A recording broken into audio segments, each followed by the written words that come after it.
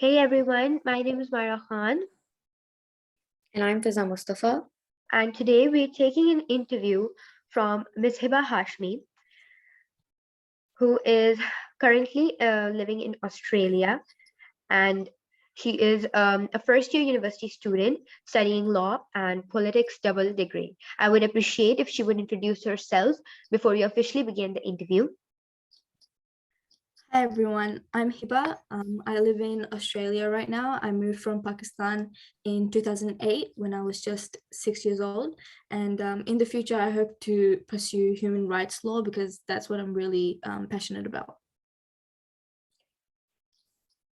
Okay. Today, Ms. Hiba will be asking you some questions regarding the unrealistic beauty standards set by the society and how they're negatively influencing the mental health of people around us. Fiza, you can start over with the questions.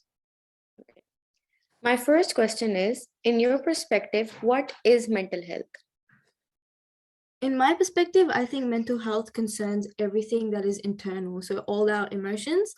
And in my opinion, I think mental health is way more important than physical health because when you're sick, you can physically see the symptoms on someone who's physically unwell. But when someone is mentally unwell, it is really hard to spot these symptoms of depression or anger or just genuine sadness. And I think that that's why mental health just needs to be more prioritized because it's so easy to fall in the trap of being mentally unhealthy while no one can tell. You agree that mental health is more important. Give reasons to justify why you think so. I think mental health is more important because it is easily overlooked by other people. And as I said, I think it's genuinely due to the fact that we can't see when someone is mentally unhealthy. So when someone is going through a period of depression, it is so easy for that person to fake it and just wake up and put on the front in front of anyone else. So I think mental health for that reason is more important because it's easily overlooked. What reasons do you think are contributing in influencing the mental health of people around you? I think mental health is really easily influenced by someone's surroundings, specifically the people around them.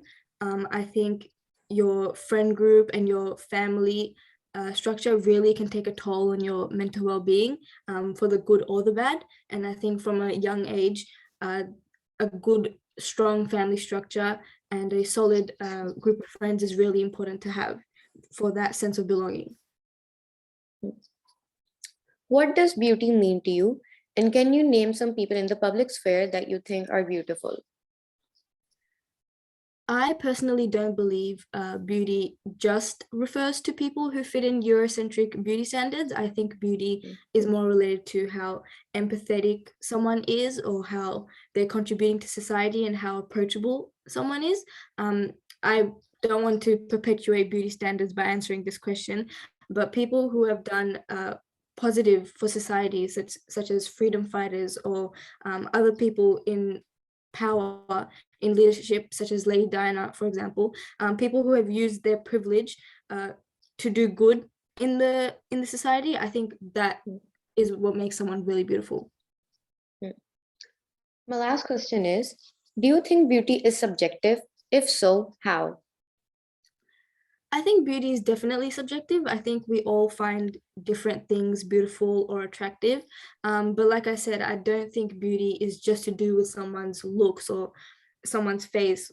I think it's also their qualities and obviously different people find different qualities attractive or beautiful. And I think that's really important to take into account that beauty isn't just a face value thing. Myra, you go on now. Okay. So my question to you is that do you think the youth is being aspired to the unrealistic beauty standards? I think the youth is definitely influenced and inspired by these unattainable beauty standards. And I think that is largely due to the fact that social media is so rampant in our generation. I think the people we look to on social media, such as celebrities, have teams of makeup artists, for example, and private surgeons and editors for their photos. And I think when they post these photos and we consume this media, the average person feels the need to live up to these standards, but in reality, they're just unattainable, and the average person cannot live up to these standards. Okay. Is unrealistic beauty standards one of the main reasons for influencing the mental health of people around us? I think unrealistic beauty standards really have a large impact on someone's self-esteem, especially. I know myself as a teenager, I spend a considerable amount of time on social media, and in my experience, constantly scrolling through Instagram or Facebook and seeing these celebrities look so flawless and having the most perfect photos and the perfect angles, it places a certain burden on the viewer. And if you don't, like I mentioned before, if you don't have that strong sense of belonging and that strong support, it's really easy to fall into the trap of social media and its unattainable beauty standards. Do you think people have set some unrealistic beauty standards in the society, in your country, like you're living in Australia, and are people conscious about them over there as well? I think society in general, not just in Australia, has set unrealistic beauty standards. I think this is especially done through means such as the modeling industry, as well as other forms of mainstream media, such as TV shows and music videos. Especially due to the fact that these forms of media are unavoidable. And because, let's be honest, most people listen to music and watch shows almost every day. So they're subconsciously conforming to the beauty standards within these videos and really just taking them in. And I think within these industries, if they involved a variety of body types and people of different ethnicity, society wouldn't feel so outcasted by these standards, and it would really make a big difference. Considering a global viewpoint, do you think that some there are some unrealistic beauty standards, and are they negatively influencing the mental health of people around us? I think these standards are really taking a toll on people, especially the youth. I think if you're constantly seeing a certain subcategory of people that are said to be beautiful, people are more likely to just become self-conscious and will ask themselves, why aren't I this skinny, or why don't I look like this? And this definitely adds pressure onto the youth, especially to look a certain way. And sometimes this can have like a large impact on your mental health. It can cause lots of mental illnesses such as body dysmorphia, and that can have after effects and lead to more mental health problems such as bulimia. And it's so unfortunate that these standards have such a big impact on mental health. My last question to you is that do you think that we can eradicate these unrealistic beauty standards set by the society, and can we solve this issue on a global or national platform? I think we can definitely eradicate beauty standards, or at least find a way to limit them. And I think that definitely starts with incorporating mainstream body types and all sorts of ethnicities and people that look different into these mainstream forms of media.